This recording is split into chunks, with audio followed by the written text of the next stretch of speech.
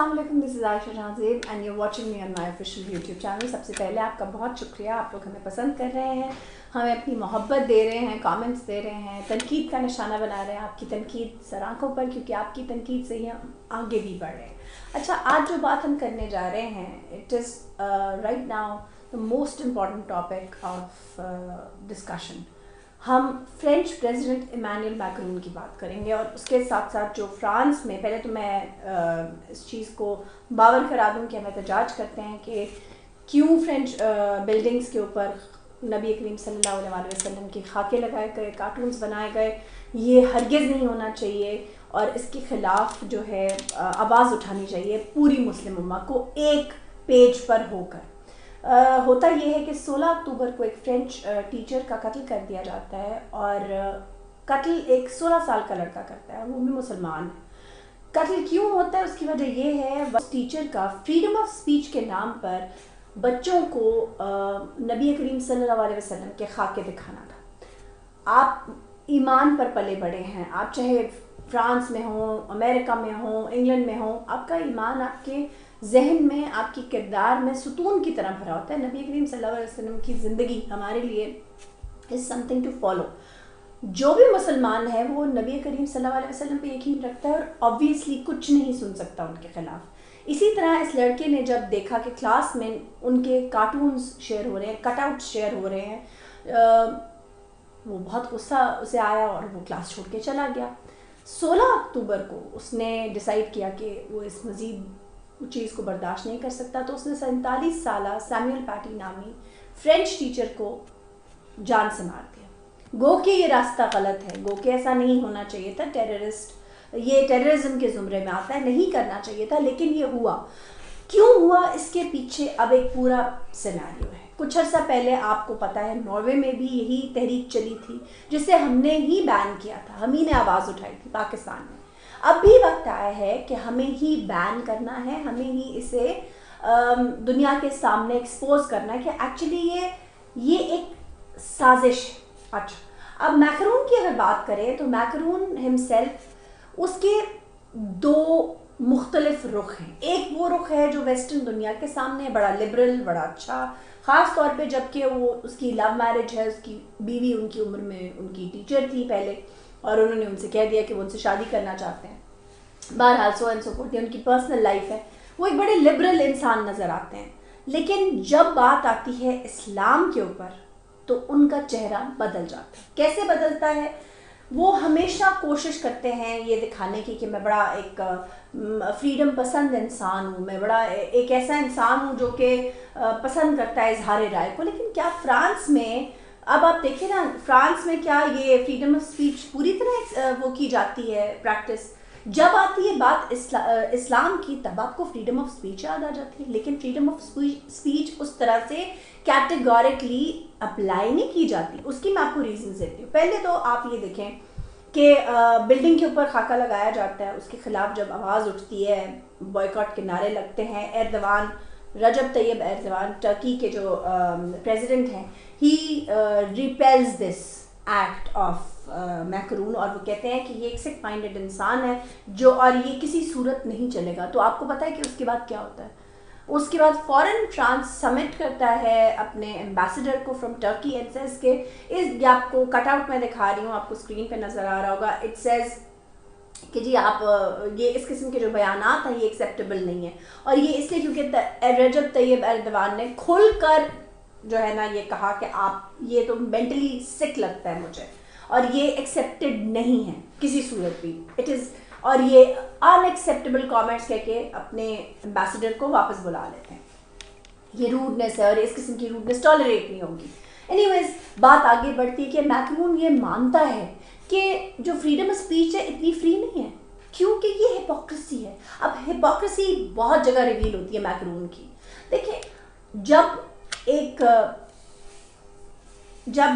नबी करीम सल्लल्लाहु अलैहि वसल्लम के ख़िलाफ़ बात होती है तो वो उसे फ्रीडम ऑफ स्पीच कह देता है, यहाँ खाके होते हैं तो वो फ्रीडम ऑफ स्पीच कह देता है। बट जब और कहता है कि ऐसी बातों के ऊपर तो मैं इतने कंट्रोवर्शियल मामलों में तो मुझे एज ए लिबरल लीडर बात ही नहीं करनी चाहिए। लेकिन उसके थोड़ी ही देर बाद जब उसे एक जर्नलिस्ट اس کی خاموشی سے ملاقاتوں کی، ان کی جو ایک شیڈی سی ملاقات ہوتی ہے حزب اللہ کے ساتھ، اس کے بارے میں سوال کرتا ہے وہ فرینچ جرنلسٹ، تو وہ اس کے ساتھ باقاعدہ بدتمیزی سے پیش آتا ہے. آپ یہ دیکھیں اسکرین پر. اور یہ جو ہپوکریسی ہے نا اس کی، اٹ از بلیٹنٹ، یہ نظر آتی ہے. اور ہم لوگوں کو تو اس لیے بھی نظر آتی ہے کیونکہ آپ دیکھیں آپ کا رویہ اپنی نیشن کی طرف، اپنی جو چیزیں سیف گارڈ کرنی ہے ان کی طرف، اور باقی ریلیجنس کی طرف، اور خاص طور پہ وہ ریلیجن جو اپنے نبی کریم صلی اللہ علیہ وسلم کو ہر دل عزیز، جو ہر مسلمان کے دل میں بستے ہیں، ان کی زبان پر ان کا نام رہے. یہ سب جان بوجھ کر ربیع الاول کے مہینے کے قریب کیا جاتا ہے تاکہ یہ ایک انٹرنیشنل ایشو بن جائے. آپ دیکھ لیں. اچھا اب فرینچ کی طرف آ جائیں واپس، فرینچ جو پریزیڈنٹ ہے اس کی طرف. وہ کہتے ہیں جی ہمارے فریڈم آف اسپیچ بہت ہے، لاز ہمارے بڑے اوپن ہیں، بڑے لبرل لاز ہیں. اچھا تو مجھے یہ بتائیں پھر کہ یہ جو لاز ہیں یہ فرینچ فلیگ کے بارے میں اتنے لبرل کیوں نہیں ہیں؟ یہ کیوں کہتے ہیں کہ کوئی فرینچ فلیگ کو آگ نہیں لگا سکتا؟ کیوں بھائی؟ اگر فریڈم آف اسپیچ ہے تو فلیگ کو بھی آگ لگائیں.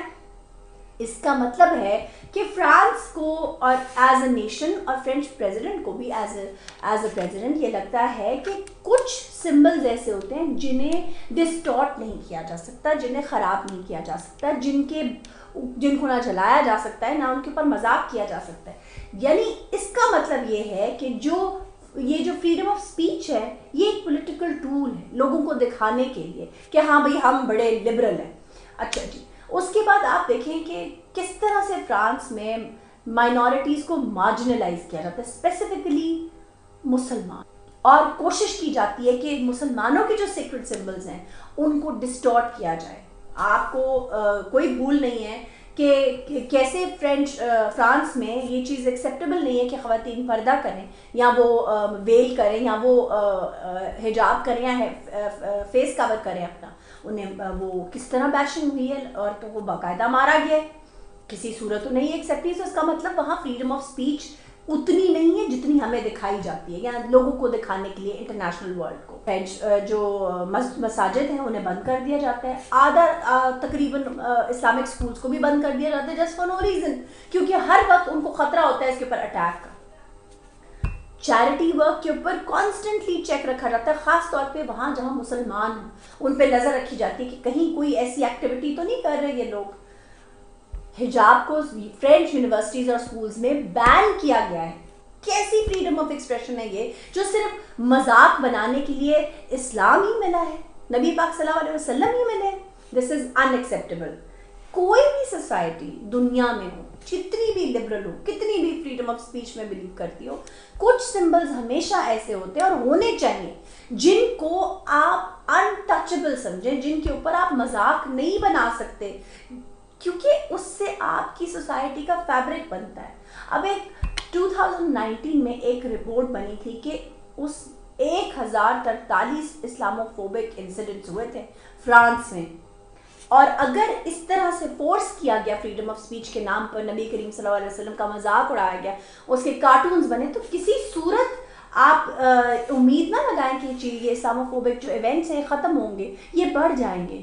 آئیفل ٹاور کے پہ 2 عورتوں کو سٹیپ کر دیا گیا تھا یہ آواز دیتے ہوئے کہ بلڈی عربس. آپ دیکھیں یہ جو فرینچ لبرٹی کا سمبل ہے اس کے نیچے ڈرٹی عربس کہہ کے انہیں مخاطب کیا گیا اور انہیں مار دیا گیا، سٹیپ کر دیا گیا.